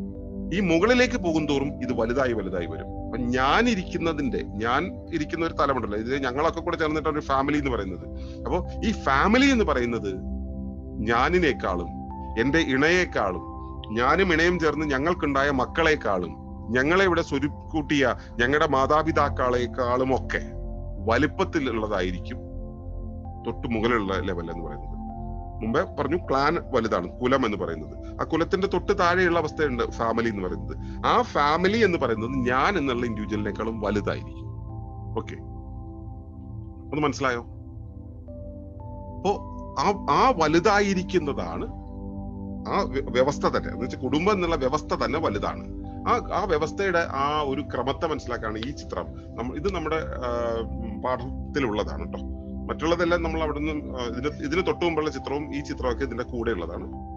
മറ്റ് ഫോട്ടോസ് ഒന്നും നമ്മുടെ സിലബസിൽ ഉള്ളതല്ല, അത് നമ്മൾ സാധാരണ ഡെമോൺസ്ട്രേഷന് വേണ്ടി എടുക്കുന്നതാണ്. ഇത് നമ്മളുടെ പഠനത്തിന്റെ ഭാഗമായിട്ട്, നമ്മുടെ സിലബസിന്റെ ഭാഗമായിട്ടുള്ള ചിത്രമാണ്. ഈ ചിത്രത്തിന്റെ പ്രത്യേകത എന്താ വെച്ചാൽ, യൂണിവേഴ്സിനകത്ത് സോളാർ സിസ്റ്റത്തിനകത്ത് എർത്തും അങ്ങനെ വരുന്ന ആ കൂടുകൾക്കകത്ത് കൂടായിട്ടുള്ള നെസ്റ്റഡ് ഹൈറാർക്കി കൃത്യമായിട്ട് ഡെമോൺസ്ട്രേറ്റ് ചെയ്യുന്ന ചിത്രമാണിത്. ഇതിൽ നമ്മൾ എവിടെ നിൽക്കുന്നു അതിനേക്കാളും തൊട്ടു മുകളിലുള്ള സിസ്റ്റമാണ് ഫാമിലി എന്നാണ് ഞാൻ പറഞ്ഞു വന്നത്. ഓക്കെ, അപ്പോൾ നമ്മൾ എപ്പോഴും നമ്മളൊരു ഹയർ സിസ്റ്റത്തിന്റെ അകത്തായിരിക്കും ജീവിക്കുക, ഒരു അപ്പർ സിസ്റ്റത്തിന്റെ അകത്തായിരിക്കും ജീവിക്കുക. ഫാമിലി എന്ന് പറയുന്ന ഒരു സിസ്റ്റത്തിന്റെ ഭാഗമായിരിക്കും നമ്മൾ ഇൻഡിവിജ്വലായിട്ട് നമുക്ക് ജീവിക്കാൻ കഴിയും. ഇൻഡിവിജ്വലായിട്ട് ജീവിക്കുമ്പോൾ നമ്മൾ ഫാമിലി എന്നുള്ള സിസ്റ്റത്തിനോടാണ് നമ്മൾ കമ്മ്യൂണിക്കേറ്റ് ചെയ്യുന്നത്. അതിനകത്താണ് ജീവിക്കണമെങ്കിൽ നമ്മൾ അതിനോട് കമ്മ്യൂണിക്കേറ്റ് ചെയ്താൽ മതി. അതിന് നൽകുന്ന ഒരു സോഷ്യൽ സെക്യൂരിറ്റി ഉണ്ട്, അത് നൽകുന്ന ഒരു ലിവിങ് സെക്യൂരിറ്റി ഉണ്ട്. ഫാമിലി എന്നുള്ള സിസ്റ്റത്തിന് അകത്തല്ല എന്നുണ്ടെങ്കിൽ അതിന്റെ പുറത്തുള്ള തൊട്ടു വെളിയിലുള്ള ഒരു ഭാഗവുമായിട്ട് നമ്മൾ കണക്റ്റഡ് ആയിരിക്കും. അങ്ങനെയുള്ള ഒരു ഭാഗമായിട്ട് കണക്ട് ചെയ്ത് നിൽക്കുന്ന സമയത്ത് നമുക്കുള്ള സെക്യൂരിറ്റി എന്നുള്ളത് വലുതായിരിക്കും, പക്ഷെ അതിനു വേണ്ടിയുള്ള റെസ്പോൺസിബിലിറ്റി എന്ന് പറയുന്നത് അതിനനുസരിച്ച് വലുതായിരിക്കും. ഓക്കെ, ഞാൻ ആ വഴിയിലേക്ക് ഇപ്പൊ കയറുന്നില്ല. ഓക്കെ, അപ്പോ ഒരു ഫാമിലിയിൽ പുരുഷനോ സ്ത്രീയോ അല്ല വലുത്, പൗരുഷമോ സ്ത്രൈണതയോ അല്ല വലുത്. വലുത് എന്നുള്ളത് ഇമ്പോർട്ടന്റ് എന്നുള്ള രീതിയിൽ എടുത്താൽ മതി കേട്ടോ. ഫാമിലി തന്നെയാണ് അതിൽ ഇമ്പോർട്ടന്റ് ആയിട്ടുള്ളത്. ഒരു കുടുംബത്തില് പുരുഷൻ സ്ത്രീ എന്നുള്ളതിനേക്കാളും ഫാമിലിയാണ് ഇമ്പോർട്ടന്റ് ആയിട്ടുള്ളത്. അതിനെ പെർസിസ്റ്റ് ചെയ്യിക്കുക എന്നുള്ളതാണ് കാര്യം. ഏതുപോലെയാണിത്? Country is bigger than clan. കുലത്തെക്കാളും വലുതാണ് രാഷ്ട്രം അല്ലെങ്കിൽ ദേശം എന്ന് പറയുന്നത് പോലെ. ഒരു കുലത്തിനേക്കാളും വലുതാണ് ദേശം എന്ന് പറയുന്നത് പോലെയാണിത്. നമ്മൾ ഇതിൽ ഏതെങ്കിലും ഒരു ഇൻഡിവിജ്വലിനേക്കാളും വലുതാണ് ഫാമിലി എന്നുള്ളത്. ഓക്കെ, അതിനകത്ത് ഈ ആണിന്റെയും പെണ്ണിന്റെയും ഈഗോയുടെ സൈസ് ഉണ്ടല്ലോ, ഞാൻ എന്നുള്ള ആ ഭാവം, ഈ ഭാവത്തിനെ ഡെമോൺസ്ട്രേറ്റ് ചെയ്യുന്നതാണ് ഈ പ്രശ്നങ്ങൾക്ക് മുഴുവൻ കാരണം. ഞാൻ ഇന്നലെ പറഞ്ഞിരുന്നു, ഈഗോ ആണ് നമ്മുടെ ഏറ്റവും വലിയ കുരിശെന്ന്. അപ്പോ നമ്മുടെ ഹാർമണിയിൽ ഇഷ്യൂസ് ഉണ്ടാക്കുന്നത് എപ്പോഴും ഈ ഈഗോയുടെ ഡെമോൺസ്ട്രേഷൻ ആണ്. ഈഗോ ഉണ്ടായാൽ മാത്രം പോരെ, ഞാൻ ഉണ്ടെന്നുള്ളത് കാണിക്കുകയും കൂടെ ചെയ്യും. പരിഭവം, കുത്തുവാക്ക്, ചൊറിച്ചില്, മാന്തല്, ഇടി, തൊഴി, പിടങ്ങിപ്പോക്ക്, ഇത് മുഴുവൻ ഈ ഈഗോയുടെ വശമായിട്ട് ഉണ്ടാവുന്നതാണ്. ഓക്കെ, സിസ്റ്റം എന്ന് ഞാൻ മുമ്പേ പറഞ്ഞതിന്റെ മറ്റൊരു ഒരു ചിത്രമാണിത്. അതുകൂടെ മനസ്സിലാക്കുക. സിസ്റ്റം എന്ന് പറയുന്നത് ഇതില് നിങ്ങൾ ഒരു സിസ്റ്റം ആണെന്ന് മനസ്സിലാക്കുക, നിങ്ങൾക്കകത്തുള്ള അവയവങ്ങൾ സബ് സിസ്റ്റം ആണെന്ന് മനസ്സിലാക്കുക, നിങ്ങളെ പോലെ തന്നെ ഞങ്ങളും ഉള്ളത് കോ സിസ്റ്റം ആണെന്ന് മനസ്സിലാക്കുക, നമ്മളെല്ലാം ചേർന്ന ഈ ഒരു വ്യവസ്ഥ എന്ന് പറയുന്നത് ട്രാൻസ് സിസ്റ്റം ആണെന്ന് മനസ്സിലാക്കുക. ഇങ്ങനെയാണ് സിസ്റ്റംസ് ഉള്ളത്, സിസ്റ്റംസ് എല്ലാം ഉണ്ടാകുന്നത്. ഓക്കെ, അപ്പോ സ്ത്രൈണതയും പൗരുഷവും പാരസ്പര്യത്തിലേക്ക്, പൂർണ്ണതയിലേക്ക്, ഏകദാനതയിലേക്ക് ചെന്നെത്താനായിട്ട് ഉത്തരവാദിത്തപ്പെട്ടിരിക്കുന്നു. അവര് ലയബിൾ ആണ്, അതിലേക്ക് ചെല്ലാൻ അവർ ഉത്തരവാദിത്തപ്പെട്ടിരിക്കുകയാണ്. അപ്പോ അവിടെ അങ്ങനെ ആകണമെങ്കിൽ, ആ പാരസ്പര്യം, ആ പരസ്പര പൂരകത ഉണ്ടാകണമെങ്കിൽ അവിടെ വ്യക്തിഗത വേലികൾ ഒഴിവാകണം. പകരം ഫാമിലിയുടെ വേലിയെ ഉണ്ടാകാവൂ. ഫാമിലിയുടെ വേലി എന്ന് വെച്ചാൽ ഞാനിപ്പോ ഒരു ശുഭദാമ്പത്യം എന്നുള്ള ഒരു കോഴ്സിന്റെ ഭാഗമായിട്ടാണ് പറയുന്നത്. നമ്മൾ ട്രൈബിനെ കുറിച്ച് പറയുമ്പോൾ അതും ഉണ്ടാകരുത് എന്നാണ് നമ്മൾ പറയുക. എങ്കിലും നിങ്ങൾ ആദ്യത്തെ ലെവലിൽ ഇത് മനസ്സിലാക്കുക. ഇൻഡിവിജ്വൽ ലെവലുകൾ ഉണ്ടാകരുത്. ആ ഇൻഡിവിജ്വൽ ഫെൻസുകൾ ഉണ്ടാകുന്നതിന്റെ അകത്ത് ഈഗോ ഉണ്ടാകുന്നതിന് വേണ്ടിയിട്ടാണ്, നമ്മളെ വിറ്റ്നസ് ചെയ്യാൻ വേണ്ടി, നമ്മളെ കൺട്രോൾ ചെയ്യാൻ വേണ്ടി, നമ്മളെ തിരിച്ചറിയാൻ വേണ്ടിയിട്ടാണ് ആ ഈഗോ ഉണ്ടാവുന്നത്. ആ ഈഗോയ്ക്ക് അവിടെ റെലവൻസ് ഉണ്ട്. ഈഗോ എന്നുള്ളത് ഉപയോഗിക്കേണ്ടടുത്താണ് ഉപയോഗിക്കേണ്ടത്. എന്റെ ധർമ്മം എന്തെന്ന് മനസ്സിലാക്കാൻ അവിടെ ഈഗോ ആവശ്യമാണ്. എന്റെ ധർമ്മം എന്തെന്ന് മനസ്സിലാക്കുന്നിടത്ത് ഈഗോ ആവശ്യമാണെന്ന് പറയുമ്പോൾ അത് എന്റെ ഇണയുമായി തല്ല് കൂടാനുള്ള, അതിനേക്കാളും വലുതാണോ ചെറുതാണോ കമ്പയർ ചെയ്യാൻ വേണ്ടിയുള്ള ഒരു ടൂൾ അല്ല, ഒരു എലമെന്റ് അല്ല, ഒരു ട്രംപ് കാർഡ് അല്ല സാധനം. അത് നമുക്ക് നമ്മുടെ ധർമ്മങ്ങളെ തിരിച്ചറിയാനുള്ള ഒരു സംവിധാനമാണ്. ആ അർത്ഥത്തിൽ വേണം എടുക്കാൻ. അപ്പോ അവിടെ വ്യക്തിഗത വേലികൾ നമുക്ക് ഒഴിവാക്കണം. പകരം കുടുംബത്തിന്റെ വേലിക്കകത്ത് രണ്ടുപേരും കൂടി ഉണ്ടാവണം. ശ്രദ്ധിച്ചിട്ടുണ്ടാവും നിങ്ങൾ ഹണിമൂൺ കാലത്തൊക്കെ ഈ അപ്പുറത്തുള്ള ആളെന്താണെന്നറിയില്ല. അത് ചിലപ്പോൾ രണ്ടാം കല്യാണം ആണെങ്കിൽ പോലും അപ്പുറത്തുള്ള ആളെ കുറിച്ച് കൃത്യമായിട്ടൊന്നും അറിയില്ല. അപ്പൊ ഭയങ്കര ക്യൂരിയോസിറ്റി ആയിരിക്കും. ആ ക്യൂരിയസ് ആയിരിക്കുന്ന സമയത്ത് ഭയങ്കര റൊമാൻറ്റിക് ആയിരിക്കും. അതിന്റെ മുകളിൽ ഭയങ്കര പ്രത്യാശയും പ്രതീക്ഷയൊക്കെ ആയിരിക്കും. ഭയങ്കര ചർച്ചയായിരിക്കും. കല്യാണം കഴിഞ്ഞ് രണ്ടുപേരും കൂടെ നടക്കണം കണ്ടു കഴിഞ്ഞാൽ, കല്യാണത്തിന്റെ പിറ്റേ ദിവസം കെട്ടിയനും കെട്ടോളും കൂടെ നടക്കണം കണ്ടു കഴിഞ്ഞാൽ, അവരൊരു പുതിയ സ്ഥലത്ത് പോവാണെന്നിരിക്കട്ടെ, കണ്ടു നിൽക്കുന്നവർക്ക് മുഴുവൻ മനസ്സിലാവും ഒരു പുതുക്കല്യാണം, ഇത് ഇപ്പൊ കല്യാണം കഴിഞ്ഞിട്ടുള്ളവർക്ക് മനസ്സിലാവും. അവർക്കൊഴിച്ച് ബാക്കി ലോകത്ത് എല്ലാവർക്കും മനസ്സിലാവും ഇത് എങ്ങനെയാ പോകുന്നതെന്ന്. ഈ കല്യാണം കഴിഞ്ഞിട്ടുള്ള ദിവസങ്ങൾ എത്രത്തോളം കൂടുന്നു കലണ്ടറിൽ നോക്കി വെച്ച് കഴിഞ്ഞാല് അതിനനുസരിച്ച് ഇവരുടെ നടത്തത്തിന്റെ പോക്ക് കാണുമ്പോൾ, അതിന്റെ ഡിസ്റ്റൻസ് കാണുമ്പോൾ, ഞങ്ങളുടെ നാട്ടിലൊക്കെ എങ്ങനെ വെച്ചാൽ വീട്ടിന്റെ മുമ്പിൽ കൂടെ ചില വയസ്സായ ചില ആളുകൾ പോകുന്നത് കാണാറുണ്ട്. അവർ പോകുന്ന ഡിസ്റ്റൻസ്, ഭാര്യയും ഭർത്താവും നടക്കുന്നതിന്റെ ഡിസ്റ്റൻസ് കണക്കാക്കിയാൽ നമുക്ക് മനസ്സിലാവും കല്യാണം കണ്ടെത്രയെന്ന്. കല്യാണത്തിന്റെ ആ ദിവസം ചക്കര ഈച്ചാണ്, ഇങ്ങനെ ഒട്ടിയിട്ടേ പോകുള്ളൂ എന്റെ മുമ്പിൽ കൂടെ ഇങ്ങനെ പോകുമ്പോൾ. ഒരു വർഷം കഴിഞ്ഞ സമയത്ത് ഇവർ രണ്ടുപേരും ഒരുമിച്ച് നടന്നു പോകുന്ന കാണാം. കുറച്ച് മാസങ്ങൾ അല്ലെ കുറച്ച് വർഷങ്ങൾ കഴിയുന്ന സമയത്ത് ഇതിൽ സ്ത്രീ നടന്നു പോകുന്നത് കാണാം. കുഞ്ഞിനെയും പേറിയിട്ട് അച്ഛൻ ഇതിന്റെ പുറകെ കുറച്ച് ചെറിയ ഗ്യാപ്പ് ഇട്ട് പോകുന്നത് കാണാം. കുറച്ച് കഴിയുമ്പോൾ കുഞ്ഞ് ഓടി തുടങ്ങും. ഒരു കുറച്ച് വർഷങ്ങൾ കഴിയുമ്പോൾ അച്ഛൻ കുഞ്ഞിന്റെ കൈ പിടിച്ച് മുകളിൽ പോകുന്ന കാണാം. ബാഗും സാധനമൊക്കെ പിടിച്ചിട്ട് അമ്മ പുറകെ വരുന്നത് കാണാം. പിന്നെ കുഞ്ഞുങ്ങൾ ഇവരുടെ കൂടെ കാണാണ്ടാവും. അച്ഛനും അമ്മയും ആദ്യം ഇങ്ങനെ വീണ്ടും ഒരു അല്പം കൂടെ അകലം ഒന്ന് കുറയും. പിന്നെ ഈ ഇല്ലാത്ത ഒരു അദൃശ്യമായ നൂലിട്ട് വലിച്ചു പോകുന്നത് പോലെ ഭർത്താവ് മുമ്പിൽ നടക്കും, ചെറിയൊരു ഗ്യാപ്പ് ഇട്ട് ഭാര്യ നടക്കും. പിന്നെ അതിന്റെ ഗ്യാപ്പ് ഇങ്ങനെ കൂടിക്കൂടി വരും. 30-40 കൊല്ലം കഴിയുമ്പോൾ ഇവര് നടന്നു പോകുന്ന ഡിസ്റ്റൻസ് കണ്ടു കഴിഞ്ഞാൽ മനസ്സിലാവും ഭർത്താവ് പോയി ബസ് സ്റ്റോപ്പിൽ എത്തുമ്പോഴാണ് ഭാര്യ വീട്ടിൽ നിന്ന് ഇറങ്ങിയത്. ഇത് അവരുടെ ആ മാനസിക അകൽച്ചയെ കാണിക്കുന്നതാണ്. അപ്പോ പരസ്പരം പരിചിതമായി കഴിയുമ്പോൾ അവർക്ക് ക്യൂരിയോസിറ്റി അങ്ങ് പോയി കിട്ടും. റൊമാൻറ്റിക് ആകാൻ കഴിയില്ല. ഒരു തരം പ്രത്യാശയും ഉണ്ടാവില്ല. അത് കോൺഫ്ലിക്റ്റുകൾ ഉണ്ടാവും സ്വാഭാവികമായിട്ട്. വളരെ ബാലൻസ്ഡ് ആയിട്ടുള്ള സൊസൈറ്റികളിൽ ഇങ്ങനെ വരുന്ന സമയത്ത് വളരെ രസകരമായി പറഞ്ഞുകൊണ്ട് തന്നെ പുതിയ വഴിയിലേക്ക് തിരിഞ്ഞു പോകാനുള്ള ഫ്രീഡം ഉണ്ട്. ട്രഡീഷണൽ സൊസൈറ്റീസിൽ പലപ്പോഴും അതുണ്ടാവില്ല. മനസ്സിലാക്കുക, ഗോത്രവർഗങ്ങളിൽ വരെ പിരിഞ്ഞ് ജീവിക്കാനുള്ള സ്വാതന്ത്ര്യമുണ്ടെന്ന് മാത്രമല്ല, അത് അവിടുത്തെ അധികാരമാണ്. അങ്ങനെയാണ് അവിടുത്തെ രീതി. ഈ പിരിയാനുള്ള സ്വാതന്ത്ര്യം എന്ന് പറയുന്നത് പോലും ആരെ കൊടുക്കുന്ന സ്വാതന്ത്ര്യമാണ്. അവിടെ സ്വാതന്ത്ര്യം ഇല്ല. സ്വാതന്ത്ര്യം കൊടുക്കുന്നു എന്ന് പറയുകയാണെങ്കിൽ അവിടെ യഥാർത്ഥ സ്വാതന്ത്ര്യം ഇല്ല. ട്രൈബൽ കമ്മ്യൂണിറ്റികളിൽ അങ്ങനെയല്ല. അവർക്ക് എങ്ങനെ വേണമെങ്കിലും ജീവിക്കാനുള്ള ഒരു സ്വാതന്ത്ര്യം ഉണ്ടെന്നുള്ളതാണ്. പക്ഷെ ഇവിടെ അങ്ങനെയല്ല. നമ്മുടെ ട്രഡീഷണൽ സൊസൈറ്റി എന്ന് പറയുമ്പോൾ നമ്മുടെയൊക്കെ പ്രത്യേകിച്ചും സൗത്ത് ഇന്ത്യൻ കമ്മ്യൂണിറ്റികളിലൊക്കെ എങ്ങനെയാണെന്ന് വെച്ച് കഴിഞ്ഞാൽ നമുക്കങ്ങനെ ഒന്ന് മാറി ചിന്തിക്കാനുള്ള സ്വാതന്ത്ര്യം പോലുമില്ല. പക്ഷെ നിങ്ങൾ ഒന്ന് മനസ്സിലാക്കണം, ഈ കോഴ്സ് ചെയ്യുന്നവരൊന്ന് മനസ്സിലാക്കണം എന്തിനാണ് അങ്ങനെ ഒരുമിച്ച് ജീവിക്കേണ്ടി വന്നത് എന്ന്. അത് പ്രൊക്യൂർമെന്റിന് വേണ്ടിയിട്ടാണ്. പ്രൊക്യൂർമെന്റ് എന്ന് വെച്ചാൽ അറിയാം, നമ്മൾ ആദ്യമായിട്ട് സ്വകാര്യ സ്വത്ത് ഉണ്ടാക്കിയത് വേലി വളച്ച് കെട്ടിയിട്ടാണ്. ഇത് എന്റെ എന്ന് പറഞ്ഞിട്ടാണ്. അങ്ങനെ എന്റെ എന്ന് പറഞ്ഞപ്പോ ആ എന്റേത് ആയി ഞാൻ സ്വരുക്കൂട്ടി വെച്ചതൊക്കെ ഞാൻ മരിക്കുമ്പോൾ എന്ത് ചെയ്യും എന്നൊരവസ്ഥയുണ്ട്. അത് എന്റെ കുഞ്ഞിന് ഞാൻ കൊടുക്കുക, എന്റെ കുഞ്ഞല്ലാതെ ലോകത്ത് വേറൊരാൾക്കും കൊടുക്കാൻ എനിക്ക് താല്പര്യം, എന്റെ കുഞ്ഞിന് കൊടുക്കുക എന്നുള്ള രീതിയായി. എന്റെ കുഞ്ഞ് ആരാണ്? എന്റെ കുഞ്ഞിനെ ആരാണ് പ്രസവിക്കുക? എന്റെ പെണ്ണ്. എന്റെ പെണ്ണ് പ്രസവിച്ചത് എന്റെ കുഞ്ഞിനെ തന്നെയാണെന്ന് ഉറപ്പുണ്ടാവണമെങ്കിൽ എന്താ വേണ്ടത്? അവൾ എന്റെ മാത്രമായിരിക്കണം. അവളുടെ ചാരിത്രം എനിക്ക് മാത്രം അവകാശപ്പെട്ടതായിരിക്കണം, മറ്റൊരിടത്തേക്ക് പോകരുത്. ഈ സ്വത്തിന്റെ സംരക്ഷണത്തിന് വേണ്ടിയിട്ടാണ് ചാരിത്രവും കുടുംബവും ഉണ്ടായിട്ടുള്ളത് എന്നുള്ളത് മനസ്സിലാക്കുക. നമ്മളിവിടെയുള്ള മാരേജ് എന്നുള്ള ആ ഇൻസ്റ്റിറ്റ്യൂഷൻ ഉണ്ടായിട്ടുള്ളത് സ്വത്തിന്റെ സംരക്ഷണത്തിന് വേണ്ടിയിട്ടാണ്.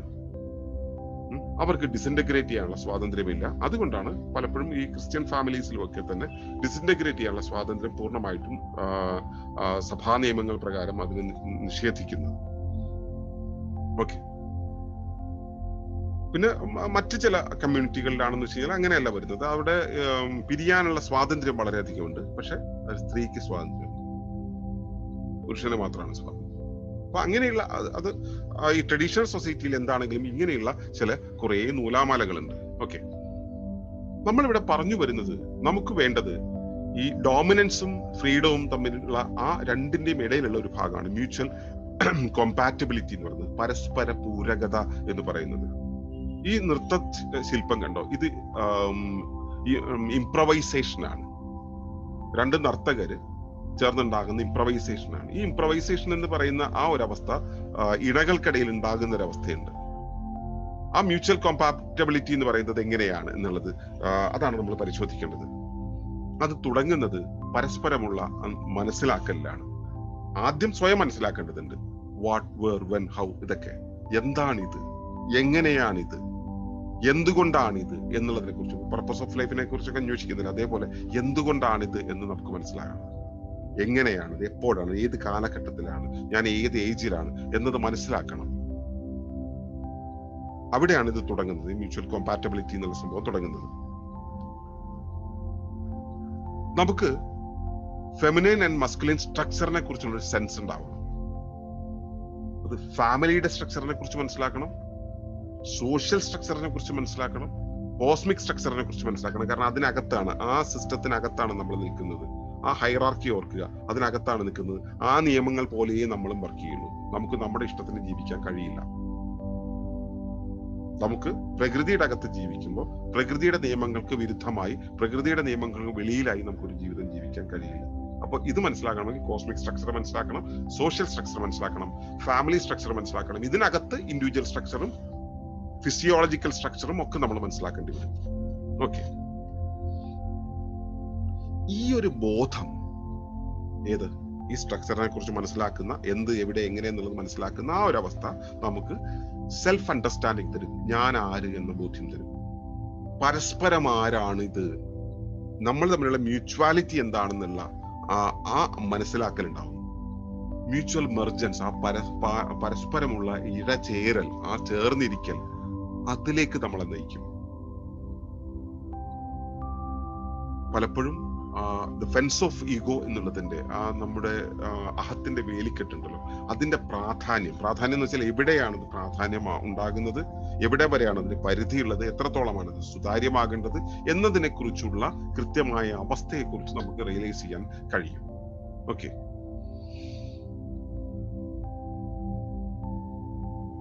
അതില് ഈ സിമെട്രിക്കൽ ആയിട്ടുള്ള കൺസിസ്റ്റൻസ്, അതിന്റെ ഒരു സിമെട്രി എന്ന് പറഞ്ഞാൽ മനസ്സിലായല്ലോ. സിമെട്രി എന്ന് വെച്ചാൽ സമമല്ല, സമമിതിയാണ്.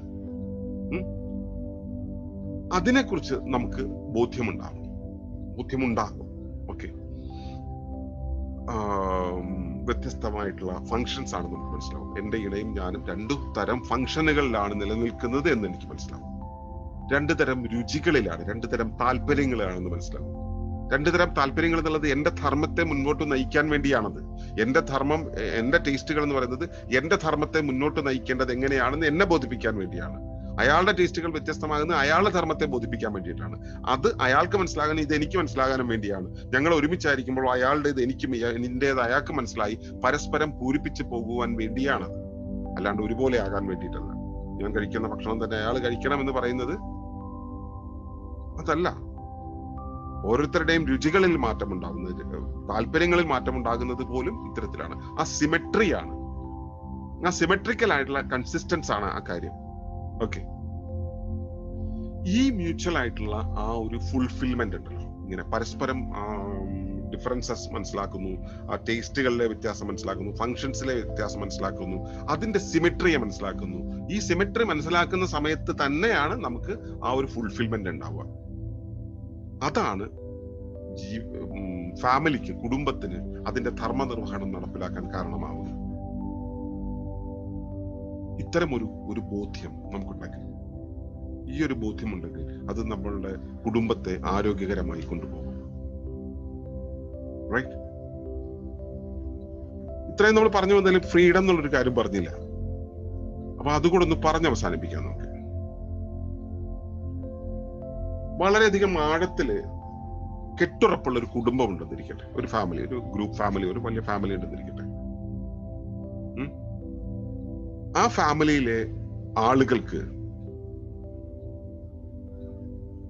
ഫ്രീഡം ഉണ്ടാവും. ഇങ്ങനെയുള്ള ഫ്രീഡം, സാമൂഹ്യമായിട്ടുള്ള ഫ്രീഡം, ധർമ്മപരമായ പ്രവർത്തനപരമായ ഫ്രീഡം, സാമ്പത്തികമായ ഫ്രീഡം, ഇല്ലേ? ഒന്ന് ആലോചിച്ച് നോക്കൂ. നിങ്ങളുടെ ഫാമിലി, നിങ്ങളുടെ അടിത്തറ എന്നുള്ളത് സ്ട്രോങ് ആണെങ്കിൽ നിങ്ങൾക്ക് എത്രത്തോളം ഫ്രീഡം ഉണ്ടാവും എന്നുള്ളത്. പ്രാക്ടിക്കലാണ്, കർമ്മപരമായ ഫ്രീഡം. ഇതിനെ സപ്പോർട്ട് ചെയ്യുന്ന ഒരു ഫാമിലി ഉണ്ടെങ്കിൽ മാത്രമേ ഇതെല്ലാം സാധിക്കുള്ളൂ. അപ്പോ ഒരു ആഴത്തിലുള്ള ഒരു കുടുംബം ഉണ്ടെങ്കിൽ മാത്രമേ ഒരു ഇൻഡിവിജ്വലിന് ഫ്രീഡം ഉണ്ടാവുള്ളൂ. കുടുംബമില്ലാതെ എന്റെ ഇൻഡിവിജ്വൽ ഫ്രീഡം ആണ് വലുത് എന്ന് പറയുന്നതിന്റെ നിരർത്ഥകത എന്ന് ആലോചിച്ച് നോക്കണം. ഫാമിലി എന്നുള്ള സാധനം നമ്മൾ പെർസിസ്റ്റ് ചെയ്യിപ്പിക്കുന്നില്ല. ഫാമിലി എനിക്ക് വേണ്ട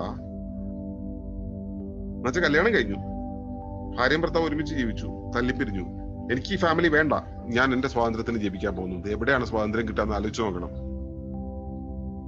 ആ ചിത്രത്തിൽ കണ്ടോ, ഒരാള് വേര് ഉറപ്പിച്ച് നിർത്തുകയാണ് ചെടിയ കൊടുങ്കാറ്റില്. അങ്ങനെ ഉറപ്പിച്ച് നിർത്തേണ്ടി വരുന്നത് എന്തുകൊണ്ടാ? വെളിയിൽ നിന്ന് ഒരാൾ സപ്പോർട്ട് ചെയ്യേണ്ടി വരുന്നത് എന്തുകൊണ്ടാ? വേര് ഉറയ്ക്കാത്തത് കൊണ്ട്. വേര് ഉറച്ചാൽ ഏത് കൊടുങ്കാറ്റിലും അതിന് ഒന്നും സംഭവിക്കില്ല. എപ്പോഴും അത് ഉണ്ടാകുന്നത്, ഫ്രീഡം ഉണ്ടാകുന്നത് നമ്മുടെ വേരുകൾ ആഴത്തിൽ ഊന്നി ഉറച്ചു നിന്ന് നമ്മൾ പൂർണ്ണമായിരിക്കുമ്പോഴാണ്. നമ്മുടെ ഇണയുമായി, ഇണത്തവുമായി, നമ്മുടെ ലിംഗത്വവുമായി നമ്മൾ പൂർണ്ണതയിലായിരിക്കുമ്പോഴാണ് നമുക്ക് സ്വാതന്ത്ര്യം ഉണ്ടാവുക. അത് ഉണ്ടാകുന്നത് ഫാമിലീസിൽ നിന്നാണ്, ഉറച്ച ഫാമിലീസിൽ നിന്നാണ്. ആ ഉറച്ച ഫാമിലി എന്ന് പറയുന്നത് നമ്മളിവിടെ പറയുന്നത് പോലെ ഒരു ഭാര്യയും ഭർത്താവും കൂടെ ഒറ്റയ്ക്ക് ഒരു വീട്ടിൽ പോയിട്ട് ഇവർ മാത്രമായിട്ട് ഇൻഡിവിജ്വൽ ലിവിങ് നയിക്കുന്ന ഒരു ഫാമിലി അല്ല, അതൊരു കമ്മ്യൂണിറ്റിയിലാണ് ഉണ്ടാവുക. എപ്പോഴും നമ്മുടെ ജീവിതം, വ്യക്തിഗത ജീവിതം എന്ന് പറയുന്നത് സ്വാതന്ത്ര്യത്തിലാകുന്നതും സുരക്ഷിതമാകുന്നതും പാരസ്പര്യത്തിലായിരിക്കുമ്പോൾ മാത്രമാണ്. ഒറ്റയ്ക്കായിരിക്കുമ്പോൾ അത് അങ്ങനെ ആയിരിക്കില്ല. ചെറിയൊരു ഉദാഹരണം പറയാം. അതായത് ലോകത്ത് ഒരുപാട് ബൈക്കുകൾ ഓടി നടക്കാറുണ്ട്. കുറച്ച് ബൈക്കുകൾ അപകടത്തിൽപ്പെടാറുണ്ട്. ഈ ഓടുന്ന ബൈക്കും അപകടത്തിൽപ്പെടുന്ന ബൈക്കും തമ്മിലുള്ള വ്യത്യാസം എന്താണെന്നറിയാം? ഈ രണ്ട് വണ്ടിയും നെട്ടും ബോൾട്ടും ഇട്ട് താഴെ ഉറപ്പിച്ചിട്ടല്ല ഓടിയത്. ഈ ഓടിക്കുന്ന ആളുകളെല്ലാം തന്നെ എക്സ്പേർട്സ് ആയിട്ടും അല്ല ഓടുന്നത്. ഒറ്റ കാര്യമുള്ളൂ, ഈ വീഴാതെ ഓടുന്ന ബൈക്കുകളിലൊക്കെ ഓടിക്കുന്ന ആളുകൾ വണ്ടി ഓടിക്കുന്നത് ഒരു കാര്യം കൊണ്ടാണ്, അവരുടെ വിശ്വാസം, ആത്മവിശ്വാസം എന്നുള്ള കാര്യം കൊണ്ട്. അവരുടെ വിശ്വാസത്തിൽ ഏതെങ്കിലും ഭാഗത്ത്, വിശ്വാസത്തിന്റെ ഏതെങ്കിലും തരത്തില്, ഈ നമ്മൾ ഹൈറാർക്കിയെ കുറിച്ച് പറഞ്ഞു, സിസ്റ്റമിക് ഹൈറാർക്കിയെ കുറിച്ച് പറഞ്ഞില്ല, ഹൈറാർക്കിയുടെ ഏതെങ്കിലും തരത്തിൽ, മനസ്സിന്റെ ഏതെങ്കിലും തലത്തിൽ ആ ഒരു വിശ്വാസം, ആത്മവിശ്വാസത്തിന്റെ ഒരു പിഴവ് വന്നാൽ അപകടത്തിനുള്ള സാധ്യതയുണ്ട്. പിന്നെ ഒന്നിലധികം പിഴവുകൾ വന്നിട്ട് ഉറപ്പാണ് അപകടം ഉണ്ടാകും. നിങ്ങൾക്ക് അപകടം ഉണ്ടാകുമ്പോൾ മനസ്സിലാക്കുക, അത് ഈ ഭാഗത്തുള്ള ഒരു പിഴവാണെന്നുള്ളത്. ആത്മവിശ്വാസം എന്നുള്ള സംഭവം കൊണ്ടാണ് ഉണ്ടാവുന്നത്. ആത്മവിശ്വാസം പൂർണ്ണമായിരിക്കണമെങ്കിൽ മ്യൂച്വാലിറ്റി എന്നുള്ള കാര്യം കൃത്യമായിരിക്കണം. റൂട്ട് ഉണ്ടായിരിക്കുന്ന സമയത്ത്, ആഴത്തിലുള്ള വേരുണ്ടായിരിക്കുന്ന സമയത്ത് സ്വാഭാവികമായും എത്ര വലിയ കൊടുങ്കാറ്റുണ്ടായാലും ഇലകളെ ആട്ടി ആട്ടി ആട്ടി ആടിക്കൊണ്ടിരുന്നാലും നമുക്കൊന്നും സംഭവിക്കില്ല. നമ്മൾ അത്ര ഉറച്ചതായിരിക്കും. അപ്പോ individual life is safe in mutuality. അതിന് വേണ്ടത് അണ്ടർസ്റ്റാൻഡിംഗ് ആണ്, റെക്കഗ്നൈസിംഗ് ആണ്. ഇണയ്ക്കുള്ള അല്ലെങ്കിൽ കൂടെയുള്ളവർക്കുള്ള ശേഷി എന്താണ്, പരിമിതി എന്താണെന്നുള്ളത് റെക്കഗ്നൈസ് ചെയ്യാണ്, അതിനെ റെസ്പെക്ട് ചെയ്യലാണ്. ഓക്കെ ഓക്കെ അതാണ്. അപ്പൊ ഇതിനു വേണ്ടിയുള്ള ഒരു വഴിയാണ് ഒളിമ്പസ് നിങ്ങളുടെ മുന്നിൽ തുറന്നു തരുന്നത്. എന്തിനു വേണ്ടി? ഇത്തരത്തിലുള്ള ഒരു ഇന്റഗ്രേറ്റഡ് അവയർനെസ്സിന് വേണ്ടിയുള്ള ഒരു വഴിയാണ് നിങ്ങൾക്ക് മുന്നിൽ ഒളിമ്പസ് തുറന്നു വരുന്നത്. അപ്പോൾ ഞാനിവിടെ സംസാരിച്ചു പോയ കാര്യങ്ങൾ ഇതൊക്കെയാണ്. എന്താണ് ആധിപത്യവും സ്വാതന്ത്ര്യവും എന്നുള്ളതിനെ കുറിച്ചുള്ള അതിന്റെ അടിസ്ഥാന കാര്യങ്ങളെ കുറിച്ച് സംസാരിച്ചു. എന്താണ് കുടുംബം എന്നുള്ളത്, എന്താണ് ഏകതാനത എന്നുള്ളത്, എന്താണ് അണുകുടുംബം, അതിന്റെ സാധ്യത പരിമിതി എന്താണ് എന്നുള്ളത്, സാധ്യതകളില്ല അതിനകത്ത്.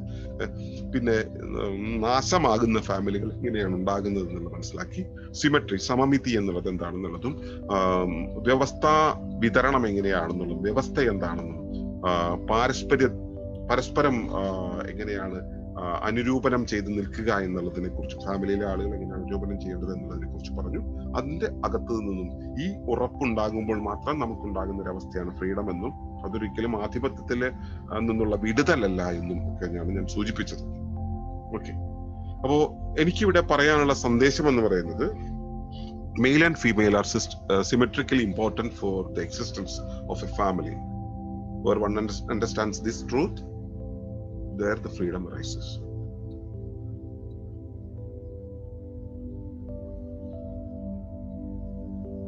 ഇവിടെ ഞാൻ ഈ പ്രസന്റേഷൻ പൂർണ്ണമാക്കുന്നു. നിങ്ങൾക്കുള്ള സംശയങ്ങൾക്കുള്ള മറുപടിയിലൂടെ മുമ്പോട്ട് പോകാം. Thank you. നന്ദി, നമസ്കാരം.